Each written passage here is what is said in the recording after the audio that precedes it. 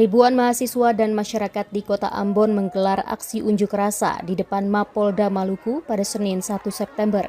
Aksi tersebut berjalan dengan aman dan lancar serta dikawal ketat oleh aparat gabungan TNI Polri. Kapolda Maluku, Irjen Pol Dadang Hartanto, memberikan apresiasi kepada massa aksi di Kota Ambon karena dapat menyampaikan aspirasi dengan aman dan menjaga situasi kondusif. Tidak ada aksi anarkistis maupun perusakan yang dilakukan. Kapolda Maluku menyatakan akan menindaklanjuti aspirasi terkait keresahan masyarakat akan kebijakan pemerintah pusat yang dinilai merugikan rakyat. Kapolda juga mengajak semua elemen masyarakat agar tidak terprovokasi oleh isu-isu yang belum tentu benar, serta mengedepankan komunikasi yang sehat dalam menyampaikan aspirasi. Kapolda menegaskan komitmen pihaknya untuk terus hadir dalam melindungi, mengayomi, dan melayani masyarakat serta menjaga keamanan di seluruh Provinsi Maluku. Dan menyampaikan pendapat itu dilindungi oleh undang-undang. Dengan catatan harus berjalan dengan aman dan tertib sesuai dengan undang-undang. Ingat bahwa kita masyarakat Maluku harus kita cinta damai. Yang merawat Maluku itu adalah kita. Boleh menyampaikan pendapat sesuai dengan ketentuan, menyampaikan aspirasi, tapi satu tujuan, memajukan wilayah Maluku. Polda Maluku mengerahkan sebanyak 735 personel gabungan TNI Polri untuk mengamankan jalannya unjuk rasa yang digelar oleh berbagai elemen masyarakat. Dari Ambon, Maluku, Alfian Sanusi, Kantor Berita Antara, mewartakan. Harus benar-benar tegas.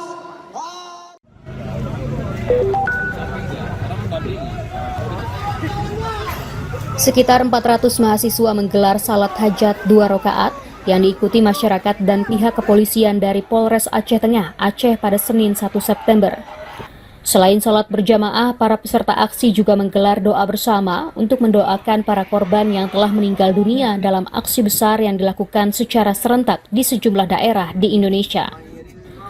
Pada aksi tersebut, pihak kepolisian melakukan pendampingan mulai dari long march dan orasi yang dimulai dari lapangan Musara Alun, kemudian menuju Polres Aceh Tengah dan berakhir di kantor DPRK setempat. Kapolres Aceh Tengah AKBP Muhammad Taufik menjelaskan, aksi solidaritas yang mengangkat isu-isu nasional ini berjalan kondusif karena para demonstran menerima respons yang baik dari pihak pemerintah daerah.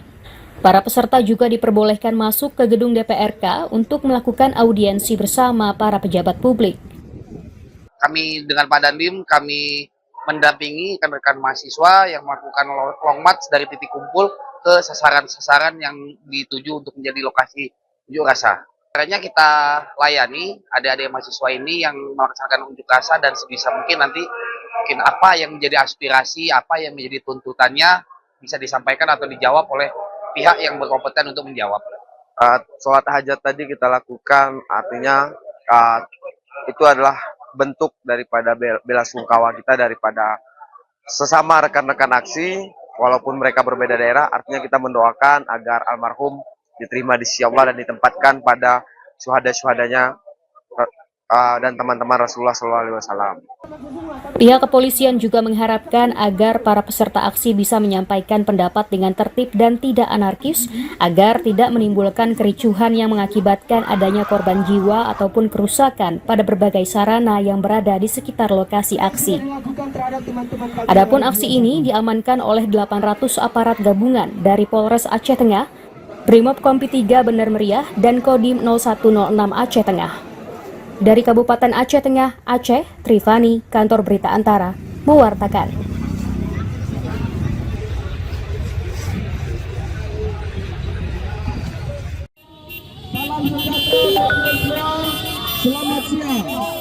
Ratusan mahasiswa Papua yang tergabung dalam Cipayung Plus menggelar unjuk rasa di kantor DPR Papua dan Polda Papua pada Senin 1 September.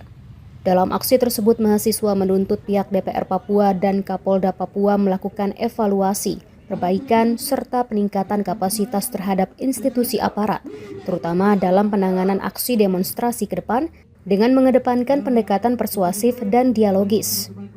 Wakapolda Papua, Brigjen Polisi Faizal Ramadhani, mengingatkan masyarakat agar tidak terprovokasi isu yang menyesatkan maupun hoaks yang berpotensi mengganggu stabilitas keamanan. Faizal juga mengapresiasi jalannya aksi yang berlangsung kondusif dan menyebut Polda Papua menetapkan siaga 1 guna memastikan situasi tetap aman dan damai. Dari DPR, teman-teman mahasiswa dari Cipayung Plus sudah bisa kita terima. Sekarang mereka berangsur akan meninggalkan Polda, kemudian nanti akan kita antar ke poskonya. Sementara insya Allah mudah-mudahan aman-aman. Ya pada prinsipnya kita berharap kegiatan seperti ini yang paling kondusif bagi masyarakat dan tentunya harapannya kita akan terus mengamankan situasi di Papua. Untuk keras tindakan represif, kriminalisasi, dan penghilangan nyawa yang dilakukan oleh aparat negara dalam menghadapi aspirasi mahasiswa, masyarakat, perempuan, dan semua pejuang yang berada di negara kesatuan Republik Indonesia yang khusus berada di tanah Papua. Karena sesungguhnya aksi demonstrasi merupakan hak konstitusional warga negara yang dilindungi Undang-Undang Dasar 1945 dan dijamin dikawal oleh negara termasuk aparat keamanan. Polda Papua mengerahkan 9.300 personel untuk mengamankan aksi unjuk rasa damai yang direncanakan selama 2 hari, 1 sampai 2 September mendatang di Jayapura. Ribuan personel itu disiapkan untuk menjaga stabilitas keamanan di bumi Cendrawasih. Dari Jayapura, Papua, Laksama Hendra, Kantor Berita Antara, mewartakan.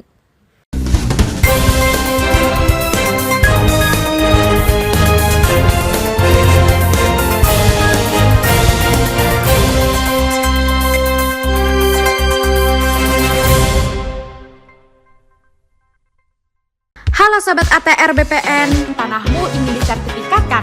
Pasang patok dulu, baru nanti tanahmu diukur. Kenapa harus pasang patok dulu? Ada keuntungan dari pasang patok. Pertama, pengamanan aset dengan kepastian batas bidang tanah. 2. Meminimalisir sengketa dengan pemilik bidang tanah yang berbatasan. 3. Memudahkan dan mempercepat petugas pertanahan untuk mengukur dan memetakan tanahmu. Pasang patok itu gampang, bisa dilakukan sendiri, karena bisa dibuat dari beton, pipa besi, pipa paralon, atau kayu. Tapi ingat, yang pertama, pemasangan patok itu harus kesepakatan antara pemilik tanah dengan tetangga yang berbatasan. 2. Ukuran patok tanah yang dibuat sekurang-kurangnya sepanjang 50 cm. Nah, kalau patok sudah terpasang, tanahmu bisa langsung diukur petugas Kementerian ATR BPN untuk ikut program pendaftaran tanah sistematis lengkap atau PTSL. Tanahmu jadi bisa lebih cepat bersertifikat. Ayo pasang patok tanahmu, pasang patok, anti cekcok, anti caplok. Pengen deh lapor korupsi 198. Tapi jangan-jangan gratifikasi ya? 198. Apaan sih 198? Mulai dari informasi gratifikasi, pengaduan dugaan pidana korupsi, hingga informasi publik apapun, cukup telepon ke 198.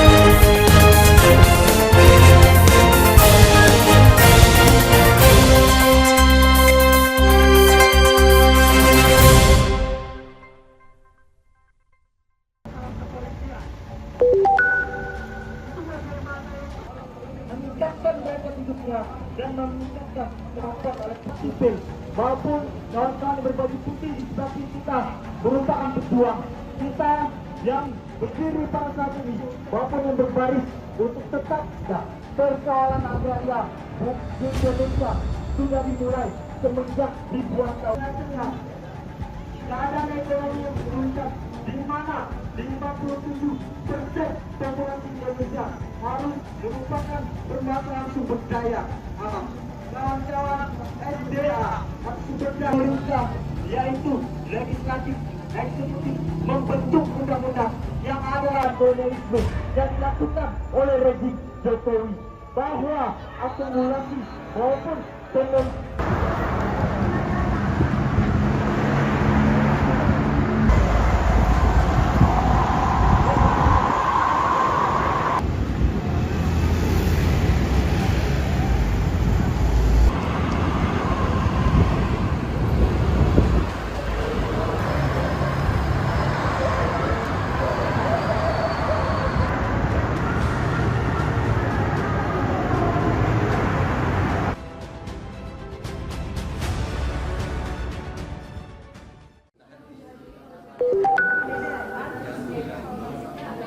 Balai Besar Pengembangan Sumber Daya Manusia dan Penelitian Komunikasi dan Informatika Medan menggelar simulasi wawancara kerja kepada ratusan mahasiswa Aceh alumni Digital Talent Scholarship Senin 1 September. Simulasi wawancara kerja merupakan rangkaian kegiatan program Cari Kerja W atau CKW yang digelar di kampus UIN Araniri, Banda Aceh. Kegiatan ini juga merupakan upaya pemerintah untuk mempersiapkan mahasiswa dalam menghadapi dunia kerja di era digital. Kepala BBPSDMP Kominfo Medan, Kristiani Judita, menilai dunia kerja tidak hanya menuntut seseorang memiliki keterampilan yang mumpuni, namun juga kemampuan interpersonal dan sosial. Sehingga mahasiswa juga diajarkan membuat riwayat hidup sesuai dengan kebutuhan perusahaan hingga pengenalan digital employment platform atau deploy. Jadi mereka bisa tahu nih, oh kira-kira kalau berhadapan dengan HR itu ya, kalau pada saat melamar kerja, oh ini yang ditanyakan. Kemudian selain ditanyakan, oh saya harusnya menjawab seperti ini. Kami konsen itu bagaimana anak-anak ini setelah selesai bekerja bisa sebenarnya harus siap kerja. Salah satunya diantara punya sertifikasi. Tahun 2025, BBPSDMP Kominfo Medan telah memberikan pelatihan bagi 1.000 lebih peserta di Fresh Graduate Academy dan Vocational School Graduate Academy, program Digital Talent Scholarship. Peserta berasal dari berbagai perguruan tinggi di Pulau Sumatera. Program ini juga membantu lulusan baru dari perguruan tinggi sehingga siap masuk dalam dunia industri. Dari Banda Aceh, Aprizal Rahmat, Kantor Berita Antara, mewartakan. Atau resume yang menyesuaikan